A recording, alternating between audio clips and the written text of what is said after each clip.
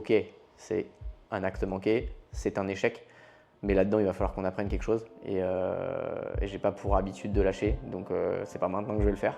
Mais c'est sûr que on a envie de poser les deux genoux à terre. Salut, je suis Mathieu et je te souhaite la bienvenue. À nos actes manqués, le moment où on prend du recul. Le parcours sans faute existe-t-il vraiment? Il est des victoires qui ne se remportent qu'en perdant des batailles. Sur ce podcast, je reçois des invités qui ont, comme tous, dû faire face, prendre des décisions et des orientations.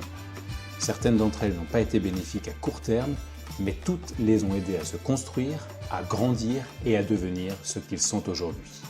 Maxime Sorel, c'est l'audace incarnée sur mer comme sur terre. Ingénieur de formation, il délaisse rapidement les chantiers pour les embruns, Route du Rhum, Transat Jacques Vabre, puis Vendée Globe. Il grimpe les échelons de la course au large avec méthode et passion. En 2021, il boucle son premier tour du monde en solitaire, sans escale ni assistance. 10e avec un bateau éprouvé mais debout. En 2023, il pousse encore plus loin le défi. Maxime devient le premier skipper de l'histoire à gravir l'Everest après avoir terminé un Vendée Globe. Une quête de sens, autant qu'un exploit physique, porté par son engagement pour vaincre la mucoviscidose. Sur l'édition 2024, le sort frappe vite. Une blessure à la cheville, une avarie sérieuse, au 5e jour, l'abandon s'impose. Brutal, inattendu, et déjà digéré, peut-être. Car parfois, le vrai cap se révèle quand le vent tourne, et c'est justement ce que l'on explore ici, dans À nos actes manqués. Bonjour Maxime. Bonjour. Est-ce que la petite introduction t'allait? Ouais, carrément, ça fait relater plein de souvenirs et on a l'impression qu'on parle d'un personnage de film. Tu l'es presque au final. Merci en tout cas de me retrouver ici à Rennes entre deux rendez-vous. Tu es un homme qu'on sollicite beaucoup. Mais là, on s'arrête un instant. Est-ce que c'est quelque chose que tu arrives encore à faire, toi, dans ton quotidien, de lever un peu le pied et de regarder un peu derrière? Et ben de plus en plus, c'est des choses que je ne faisais pas et à travers toutes mes expériences et parfois mes mésaventures, ça m'apprend à effectivement réussir à garder un peu du temps pour moi, à réussir à me poser, à changer d'univers, à pas forcément être toujours sur celui qui me nourrit, du moins mon sport ou mon métier, quoi. Si tu replonges un peu à l'époque du lycée ou juste après, tu t'imaginais où en tant qu'adulte? Tu te voyais faire quoi et vivre comment? Bah, au lycée, c'était pas complètement tracé. J'étais content d'être au lycée, partager ces moments avec les copains. Pas un grand fan des bancs de l'école. J'ai toujours travaillé, en tout cas en tant que jeune, l'été notamment. Ouais. Et ça, c'est des choses que j'adorais. Donc j'aimais le milieu de l'entreprise, être vraiment acteur de ce que je fais. Et à l'âge de 15 ans, j'ai commencé à travailler dans les parcs à huîtres à Cancale, par exemple. Et c'est vrai que je me suis vite projeté sur un métier que j'allais pouvoir faire, un métier de la construction. Mais je ne savais pas par quelle voie, comment. Donc au lycée, il a fallu que j'arrive en terminale et qu'on nous dise il faut réfléchir à ce qu'on va faire plus tard et aux études supérieures pour vraiment me mettre dedans. Donc voilà, je n'avais pas une vision très, très claire. Quand tu regardes ton parcours aujourd'hui, quelles ont été selon toi trois étapes clés? Une qui t'a structuré, une qui a peut-être tout remis en question et surtout une qui a dessiné un cap un peu plus personnel. Ouais, la première, c'est mon premier job. Dans mes activités jeunes l'été, je travaillais quasiment les 2 mois et demi de congés qu'on pouvait avoir. Et pas mal dans le métier de la construction, donc travaux publics, bâtiments, un peu de tout pour découvrir, parce que je trouvais ça chouette, la partie gestion des hommes, mais en même temps en créant des choses, un ouvrage qui peut rester. Et, euh, et donc je me suis lancé dans des études à faire un UT puis une école d'ingénieur. J'étais pas vraiment scolaire, mais en fait plus les études étaient longues et plus j'ai l'impression que ça me semblait facile. Et donc, quand j'ai signé mon premier contrat à travailler en tant qu'ingénieur en génie civil, ça a quand même marqué des choses parce que ça m'a mis dans la vie active, ça m'a clairement formé sur plein d'étapes de ma vie. Donc, c'est un fait marquant en tout cas. Est-ce qu'on peut revenir du coup sur une étape qui a peut-être tout remis en question sur tes jeunes années? Est-ce qu'il y en a eu une déjà? Bah, remis en question, je sais pas. En tout cas, il y a eu un gros tournant. C'est que je travaille 6 ans pour une société et puis d'un coup d'un seul, je me lance dans un projet de course au large. Alors avant ça, je fais un peu les deux parce que je décide de faire la Route du Rhum en 2014. Je suis encore salarié de l'entreprise pour laquelle je travaille. Et voilà, c'est juste un défi que je me lance. Donc j'avais 3 mois de congé en retard et voilà, je solde mes congés en faisant ce projet de Route du Rhum. Mais derrière ça, le sponsor titre de mon bateau me dit on va pas s'arrêter là, qu'est-ce qu'on fait maintenant quoi. Et là, je suis sur le dilemme de me dire, ça veut dire qu'il faut que j'arrête mon job parce que je ne peux pas faire les deux. J'ai essayé de le faire à un moment donné pendant 2 ans. J'ai essayé d'avoir une double activité et globalement, ça ne fonctionne pas. Et donc, il a fallu que je saute le pas dans le grand bain de la course au large, mais en même temps, c'est un peu précaire. Donc voilà, c'est quand même un tournant de se dire, on arrête son métier et on va vivre de sa passion. Alors, j'avais découvert dans le milieu qu'on pouvait faire de la gestion de projet de son métier, c'est-à-dire pas faire que pilote d'un bateau en tant que sportif. Et moi, j'étais passionné par ça dans ce que je faisais dans mon métier en tant qu'ingénieur en génie civil. Et j'avais vu qu'on pouvait faire aussi ça dans la course au large. Donc j'étais rassuré de me dire, au pire, si je ne fais pas skipper d'un bateau, je pourrais bosser pour des mecs et faire de la gestion de projet. Et il s'avère que je l'ai fait pour moi et voilà, que ça fait 10 ans que ça dure. Donc ouais, c'est un vrai tournant dans mon début de carrière, on va dire. Tu es né à Saint-Malo, tu nous parlais, tu travaillais aux huîtres à Cancale sur tes années lycée, mais qu'est-ce qui est le lien aussi avec la mer en elle-même? Qu'est-ce qui a fait que tu te retrouves sur un bateau au final? Oui, alors forcément la proximité avec le littoral, mais il n'y a pas grand-chose, du moins dans ma famille, il n'y a personne qui navigue, mon grand-père ou arrière-grand-père ou père même, j'ai fait de la voile avant lui, même si après lui il est parti faire un grand tour de l'Atlantique pendant 1 an et demi, donc il s'est mis à naviguer, mais c'est vrai qu'il n'y a pas grand-chose qui me tient à l'océan au début, et le seul moment où je commence à vraiment le découvrir et à en tomber amoureux, c'est quand je suis gamin à l'école de voile. On fait une formation, enfin du moins une découverte du milieu maritime à l'école.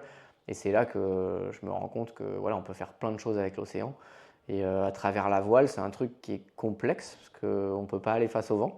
Et ça, c'est une bonne école de la vie. Et je me rendais compte que mes petits camarades, ils ne comprenaient pas ce principe-là et que j'arrivais à aller plus vite qu'eux. C'est ça qui m'a botté, malgré la difficulté, de trouver un moyen d'y arriver. Et c'est comme ça que je crée souvent mes projets. C'est jamais des projets simples.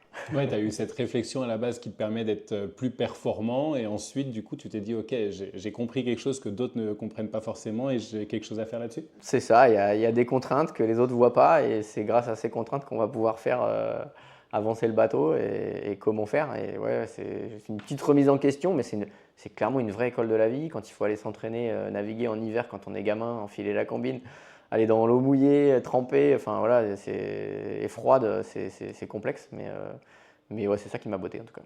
On va revenir sur la troisième étape, celle qui a dessiné un cap plus personnel mais aussi professionnel. C'est cette rencontre avec ce partenaire de ta première course au large qui fait que derrière l'aventure continue.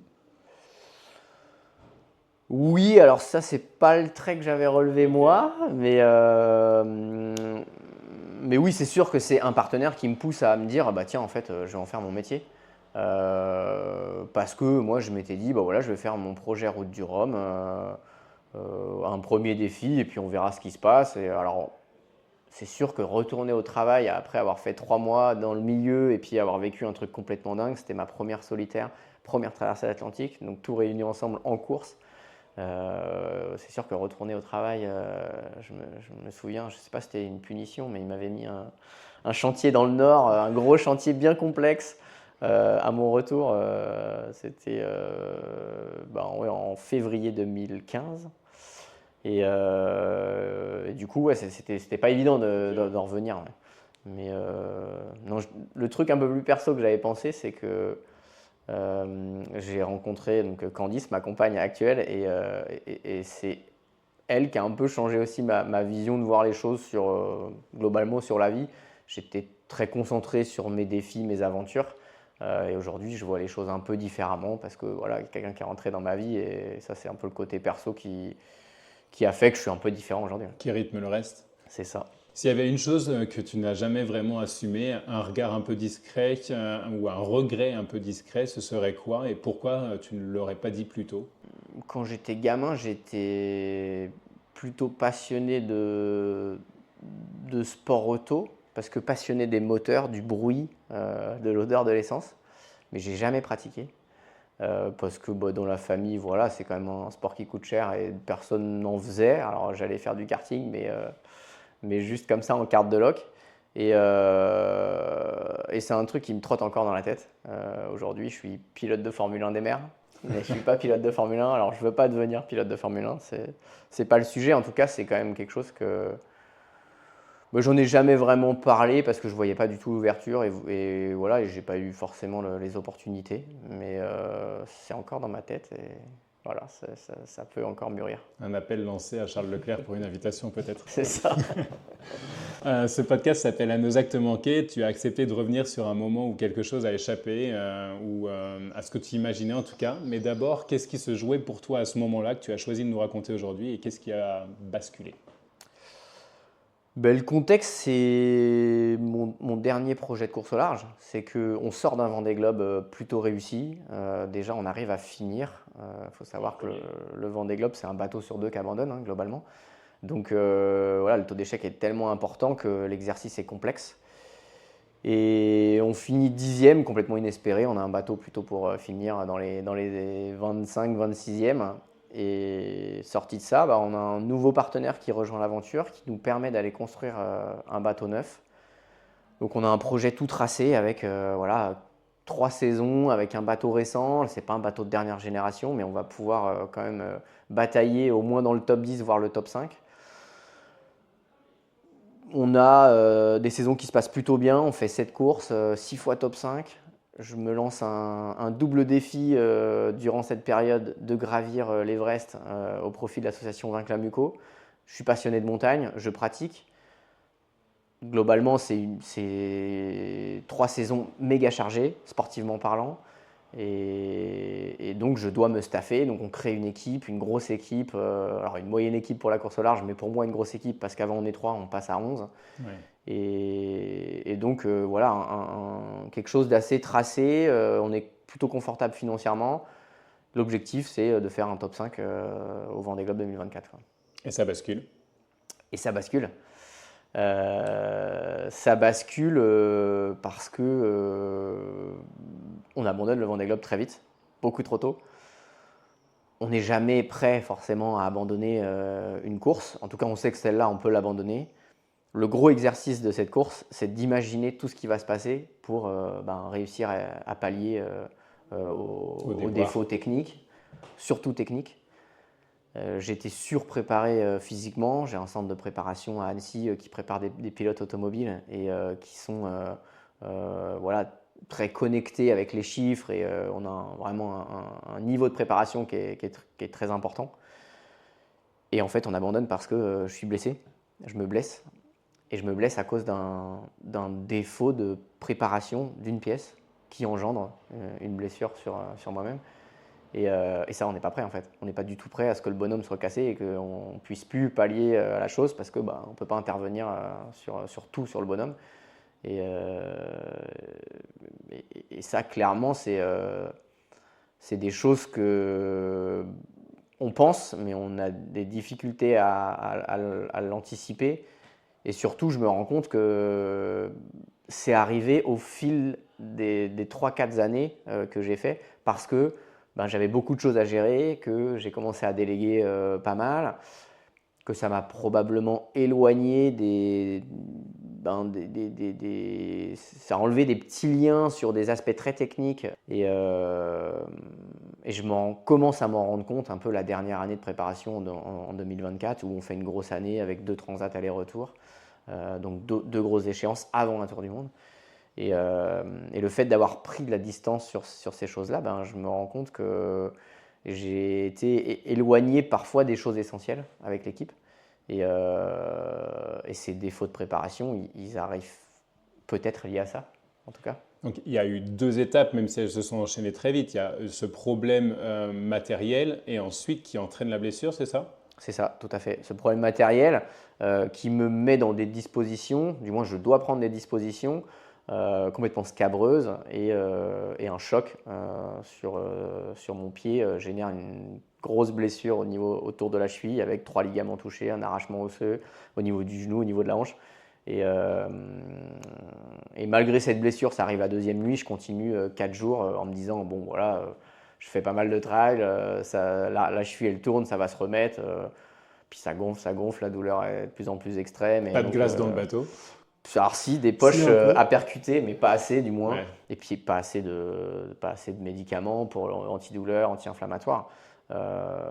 Surtout que ça aurait duré jusqu'à la fin en fait. Ça on ne le savait pas parce qu'on ne savait pas ce qu'on avait. Et donc tout un processus se met en place avec les médecins de course, mon staff qui m'accompagne depuis 10 ans, une praticienne en médecine fonctionnelle qui a vraiment un regard très général sur tout ce que j'ai fait depuis 10 ans, avec qui on a bossé, on a travaillé sur l'Everest, où j'ai eu quelques petits déboires. Et puis mon coach, donc tout ça, voilà, ça nous donnait des avis parfois contradictoires. En revanche, globalement, on a pris la bonne décision. Mais pour moi, c'était impossible d'abandonner de cette manière-là, quoi. Tu le vis comment? Sur l'instant? Sur l'instant, j'y crois pas une seconde. C'est-à-dire que on arrive à analyser la pièce qui est cassée. On ne sait pas pourquoi elle est cassée. Ça, on va le savoir après. Mais en tout cas, on sait qu'elle est cassée. On a la pièce de remplacement, donc on peut la changer. Donc on peut repartir, entre guillemets. C'est pas possible de le faire sur place. Il faut s'abriter de l'état de la mer. Donc on s'abrite sur une île à Madère. Et jusqu'à ce que je remonte dans mon mât une deuxième fois avec la cheville très endommagée, avec le talon un peu délogé de son logement normal. Et donc là, je suis encore en course, c'est-à-dire que je n'abandonne pas, je ne donne pas intention d'abandonner, je dis juste que ça va devenir complexe. Et je fais toute l'opération à la voile, de manière normale, comme si j'étais encore en course. Jusqu'à me rendre compte qu'à la deuxième ascension sur le mât, globalement la cheville, je peux plus rien faire. Et j'attends au petit matin, mon équipe qui est venue en avion à Madère, j'attends vraiment le dernier moment pour rompre le plomb moteur qui fait que ce plomb va nous générer une pénalité, pas forcément un abandon, mais au moins une pénalité. Et vraiment le dernier moment pour me dire peut-être qu'un miracle va arriver et que la cheville va se remettre comme ça par magie. Mais non. Et donc je le vis en imaginant que ça va repartir, quoi.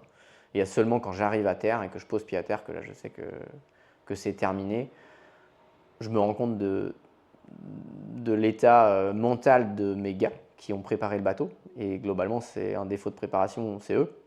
Et très vite, ça me reconnecte avec l'essentiel de me dire là, il y a un vrai sujet, il faut que je reste solide pour travailler ça parce que sinon je vais perdre tout le monde, je vais perdre l'équipe.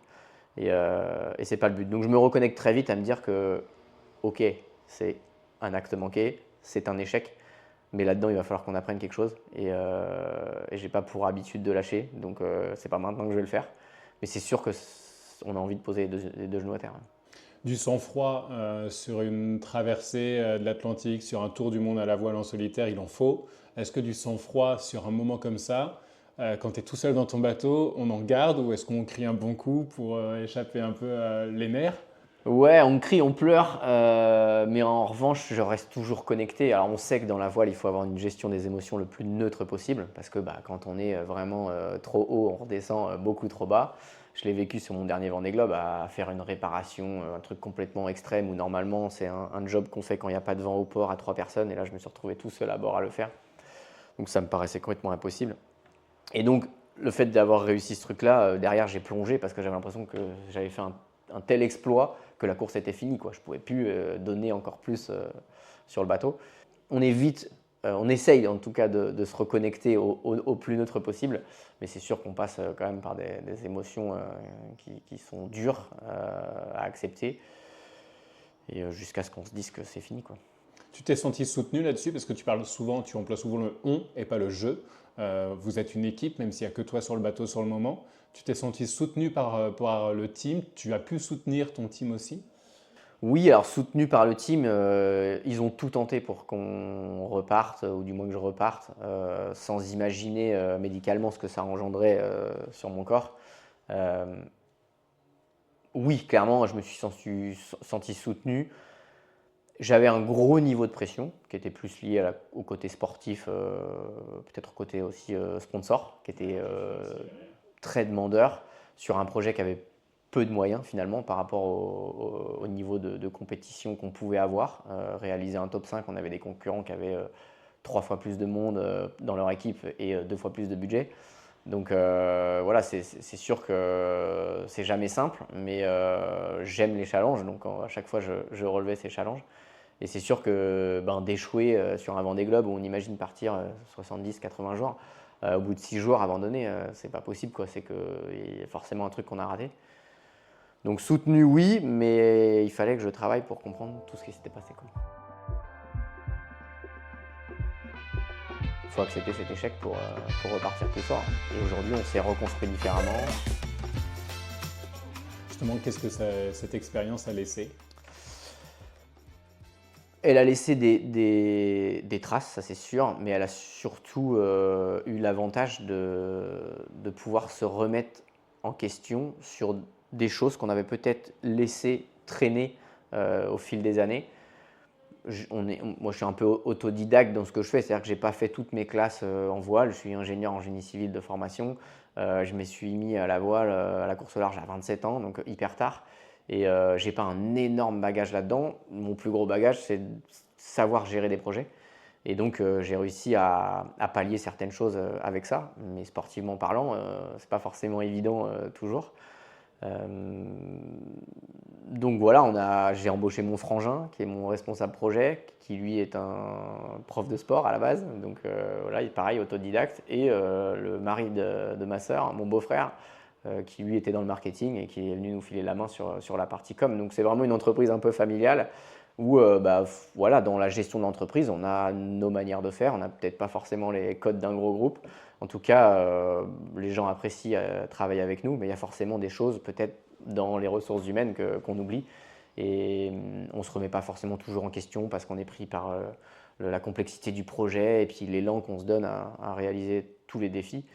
Et donc, ça a permis ce temps de se poser et de réfléchir à qu'est-ce qui s'était passé et comment c'est possible qu'on en arrive là, quoi.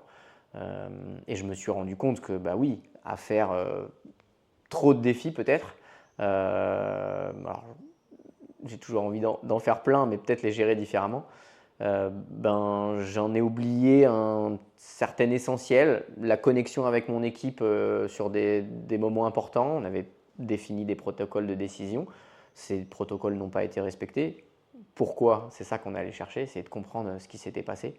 Et c'est vraiment un concours de circonstances. Mais peut-être que si on avait eu un protocole différent auparavant, avec plus d'étapes de décision, ça ne serait peut-être pas arrivé. Et tout ce chemin qu'on a parcouru, à essayer de comprendre ce qui s'était passé, pourquoi, alors ça se résume à juste un quart de tour d'une vis qui est trop serrée et qui engendre tout ça derrière. Donc c'est complètement dingue et c'est là qu'on se rend compte le niveau de préparation qu'il faut avoir sur un Vendée Globe, c'est qu'il ne faut rien laisser au hasard. C'est un grain de sable en trop, quoi. C'est ça, dans l'engrenage qui fait que... Et ça prend tout son sens, ça montre toute la complexité, mais en même temps c'est pour ça qu'on le fait, c'est que c'est tellement exigeant qu'on adore parce qu'on apprend énormément. Il faut accepter cet échec pour repartir plus fort. Et aujourd'hui, on s'est reconstruit différemment, plutôt que de dire le responsable de ce qui s'est passé, on arrête avec lui parce que c'est pas possible, on n'accepte pas une erreur aussi importante. J'ai mon directeur technique qui me dit sur un entretien individuel, si tu me demandes de démissionner, je démissionne parce que je considère que je suis le responsable technique, il y a un défaut technique, c'est de ma faute. Et moi, je leur ai dit, mais bien sûr que non. C'est que là, justement, on va encore tous grandir ensemble et je sais qu'on est capable d'y arriver puisqu'on a réussi sur 3 saisons. L'exercice majeur, ok, on le rate, mais en revanche, ce qu'on a fait avant, ça montre qu'on est capable. Maintenant, qu'est-ce qu'on peut faire pour améliorer ces choses-là et pourquoi on a fait ces choses-là, quoi. Au final, tu considères que ça t'a ralenti ou que ça t'a redirigé? Ça m'a complètement redirigé parce que en soi, je vois les choses différemment et j'ai envie de passer plus de temps sur certains aspects de mon métier, continuer à déléguer parce qu'à un moment donné, je vais continuer à faire des défis. Entre mes courses à la voile, je vais continuer à faire des défis dans d'autres secteurs, dans d'autres milieux sportifs. Et donc, il y aura toujours ce manque de temps. En revanche, il y a certains aspects qu'on va gérer différemment. Et donc c'est que du plus. Sur le moment, c'est un échec total. Mais si on accepte de ne pas poser les deux genoux à terre, ça nous renforce parce qu'on voit le positif de ce truc. C'est sûr qu'au tout début, quand on regarde la copie, on se dit waouh, on ne voit pas comment on va faire. Mais c'était un nouveau challenge. Globalement, ça m'a pris le vol entre Madère, Lisbonne et Lisbonne-Paris pour digérer pour faire mon deuil. J'ai écrit des choses que j'ai envoyées à mes partenaires, que j'ai envoyées à mes proches, à mes salariés, et d'autres que j'ai gardées pour moi. Ça sera peut-être l'occasion d'écrire un autre bouquin plus tard, j'en sais rien. En tout cas, c'était le pire vol que j'ai vécu parce que voilà, tout est ressorti et je les ai posés par écrit. Mais en revanche, je me suis dit, là, si on n'intervient pas maintenant, c'est sûr qu'on va rater des choses et ce sera un vrai échec. Alors que de cet échec, on va faire une opportunité et une force, quoi. C'est un peu comme la comparaison avec la chute de cheval où on remonte directement à cheval le pied à C'est ça. l'étrier pour ne pas garder en mémoire cette chute-là, quoi. Tout à fait, tout à fait. Il faut accepter et avec la peur qu'on va avoir du comportement du cheval, j'imagine. Et je ne suis pas cavalier, et je ne monte pas à cheval, mais je peux imaginer. Tu parlais tout à l'heure de défis, de challenge. Est-ce que justement ta notoriété, ton parcours, ton audace, tout ça t'ouvre des portes pour justement créer et moduler ces challenges-là? Ben oui, parce que on me propose aussi de faire des choses. Là, récemment, je suis allé au défi kite, c'est à Gruissant. C'est un peu le mondial du vent, on va dire, quoi. Et c'est de parcourir des énormes runs. Pour certains, c'est une sorte d'Everest à eux, quoi. Et, et c'est un défi, clairement, sportivement parlant, et des choses comme ça que je peux relever. J'ai la chance d'être dans un centre de préparation qui m'ouvre aussi à d'autres univers. Donc voilà, j'ai des défis plein la tête. Faut juste trier pour réussir à faire les bons. Mais je vais normalement, enfin c'est sûr, même j'ai mon dossard pour prendre le départ de l'UTMB Ultra Trail du Mont Blanc. Ok. Donc le Tour du Mont Blanc, Incroyable. c'est 175 km et 10 000 mètres de dénivelé positif à pied, en courant. Donc je le prends fin août, le départ. La cheville est OK. La cheville est OK. J'ai fait le tour du lac d'Annecy par les sommets pour valider ça avant. Et donc voilà, plein de défis comme ça qui me permettent aussi d'embarquer pas mal de partenaires à travers ces différents défis. Parce qu'on s'est rendu compte avec le projet Everest que on avait fidélisé notre communauté, mais on les avait ouverts à un milieu qu'ils ne connaissaient pas. Et ils ont adoré en fait suivre ça. Et donc c'est ce qu'on propose à nos partenaires. C'est à travers ces défis de les embarquer eux à faire de l'activité physique. Et donc voilà, oui, j'ai plein d'opportunités qui s'offrent à moi. Et tout en sensibilisant sur la mucoviscidose au final en parallèle? C'est ça, tout à fait. Je reste parrain de Vaincre la muco. Moi, j'ai été mis en lien avec la muco très tôt quand j'étais gamin. On avait un voisin qui était atteint de cette maladie, qui s'appelait Alex, malheureusement, qui est décédé maintenant il y a 3-4 ans. Une maladie rare, entre guillemets, qui ne se voit pas. Donc c'est extrêmement dur pour des enfants qui n'arrivent pas forcément à faire le cours de sport qu'on leur propose. Et certains de leurs petits camarades qui ne comprennent pas qu'il est atteint d'une maladie. Donc c'est aujourd'hui 8000 patients. Et donc voilà, c'est symbolique parce que c'est le souffle dont on a besoin pour faire du sport. Et tous mes défis, moi, j'ai besoin de souffle. Et le fait d'avoir gravi l'Everest, je suis allé me mettre vraiment dans la peau d'un patient dans la limite de l'exercice. Au sommet de l'Everest, on n'a plus que 30% de capacité respiratoire. C'est ce qu'un patient qui est en attente d'une greffe. Donc pour lui, c'est l'état ultime. Il faut changer des organes, les poumons, le cœur. Et quand on est là-haut, on comprend ce que vit un patient et que ce n'est pas possible qu'on laisse des gens dans cet état-là. Donc ce défi, voilà, il a permis de mettre en lumière l'assaut, mais surtout de comprendre et de pouvoir mieux en parler, quoi. S'il y avait un merci à formuler aujourd'hui à quelqu'un de précis, ce serait à qui et pourquoi à cette personne? Mon père, qui a toujours été un homme de défis, de challenges à sa manière. Il est peut-être un peu moins maintenant. Mais en tout cas, c'est quelqu'un qui m'a toujours inspiré parce que quelqu'un qui lâche rien et qui a toujours envie de satisfaire les gens et de se satisfaire soi-même aussi à travers ce qu'il fait. Ouais. Et alors, ça peut être un piège. Et en tout cas, j'ai eu l'exemple pour m'en rendre compte. Et ouais, quelqu'un qui m'a inspiré. Et donc, merci à lui parce que peut-être que je serais différent si c'était pas lui mon père. On est la moyenne de ceux qui nous entourent, c'est C'est souvent ce qu'on ça, dit. tout à fait. Ton quotidien aujourd'hui, Maxime, il ressemble à quoi? Et bon, c'est toujours le même, un peu différent quand même parce que je prends plus de temps pour moi et plus de temps pour ma famille. Alors même si c'est dur parce que je travaille en famille, donc réussir à partager le temps pro et perso, mais plus de temps à faire des projets perso et qui ne sont pas forcément liés au professionnel. Euh, c'est un bon mélange de beaucoup de sport, beaucoup d'entreprises, parce que j'aime travailler pour ma boîte et gérer mon projet, et puis construire mes nouveaux défis. Donc au final, l'équilibre, c'est la famille, le sport. Est-ce que ça fait partie aussi, cette famille, des gens qui comptent dans ton schéma décisionnel? Oui, clairement, je le vois avec ma compagne aujourd'hui. Avant, je prenais toutes mes décisions seul. Maintenant, je partage pour savoir ce qu'ils en pensent. Euh, j'ai un peu mis l'idée à la seconde et il faut trier, donc c'est pas évident. Et je trouve ça plus facile de le partager avec des proches, copains ou famille, mais du moins qui donnent leur vision des choses. Ça ne veut pas dire que quand ils me disent ça c'est bien, je vais faire forcément ça, ou ça c'est pas bien, ça ne veut pas dire que je ne vais pas le faire. Mais en tout cas, je fais tous ces genres de défis pour partager les choses. Je ne suis pas du tout un solitaire dans l'âme.